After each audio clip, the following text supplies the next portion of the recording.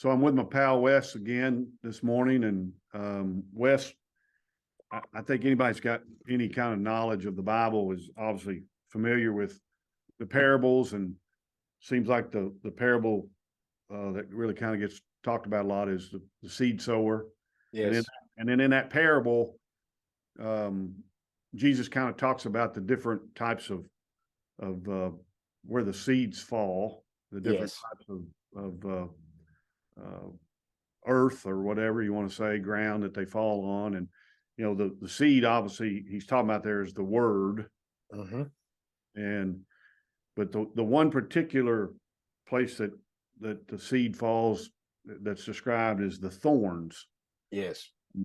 You and I were talking about that recently, and you had a neat thought about the seeds that fall on the thorn. I thought it'd be good for you to share that. Well, that's such a neat story. Parables, he didn't come right out and tell you. The ones that are really seeking him, those are what the parable's for, because you seek him enough, you'll figure it out. But he makes it so confusing that the ones that are not really seeking him are going to say, what in the world are you talking about? Yeah. But when I came across this, the thorn, which we've read many a time, when you throw that on that kind of soil, then you've got the worries of life, the pleasures of life, the desires of life. All of a sudden, you gather the word of God, you do something with it initially, but all those three things kind of come in and take it away from you. The other day, you know how you move and you got boxes that you never open. When's the last time you moved? Well, I moved about 10 years ago, but I still haven't opened the boxes yet. Right. Well, I was determined to open up the boxes. Yeah. And I opened up the boxes, and lo and behold, I found some letters that I had written to my parents when I was in college. Wow. I mean, it was really kind of neat. And Mom had kept them. Of course, Mom and Dad Did they have paper back then? They had paper and ink. Okay. It was amazing. But it was amazing that Mom, of course, it really must have meant something to me. And I might throw in right now, if you want to really influence somebody in life, write them a handwritten note, because that's something that's going away, but it is really valuable. But anyway, Mom had saved them. So I got them out and started reading them.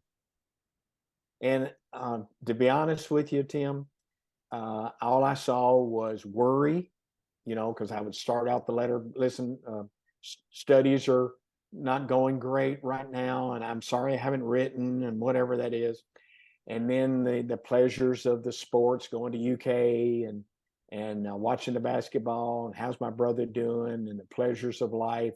I talked to him about girlfriends, on and off, and all that kind of stuff. But I noticed after about, 30, 35 letters, not one mention of Jesus Christ. Not one mention of Jesus Christ. Now, fast forward where I am now, that would be one of the main things I would talk to Mom about. Right. Because I had not really I had not spiritually matured. All I saw was unbelievable immaturity. So I say all this for guys that are going to listen to it. I want you to test yourself where you are in your spiritual maturity. What do you talk about? What do you think about? And if you could be honest with yourself, like I was being able to be honest with myself with those letters, I mean, I didn't see Jesus at all.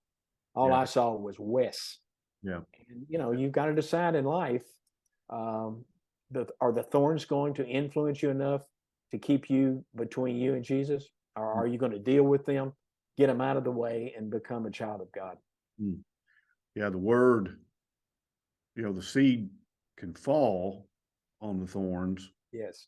But it's just a matter if you're going to focus on the thorn and let that be what really drives you, or you're going to focus on the word, the seed that can absolutely change your life. Because I talk about the three A's, like AAA. You have to acknowledge, first of all, you have to be aware that this is actually a thorn. You've got to be aware of it. And then you have to acknowledge that thorn has to do with you. Yeah. And then you have to take action to do something about the thorn, or it's never going to go away. Yeah. So you got to be aware, and you got to acknowledge it's, be honest with yourself, and then actually you have to take action to do something about it. And the thorns will keep coming. Absolutely. You'll take care of one thorn, and there'll be one right behind it coming the next time. So this is a process. But the good news is you have the Word of God that's always falling on the path that will help you through any thorn that you have. Good stuff. So, guys, be sure and watch for our next Man Minutes. And thanks for your time, Wes. You're welcome.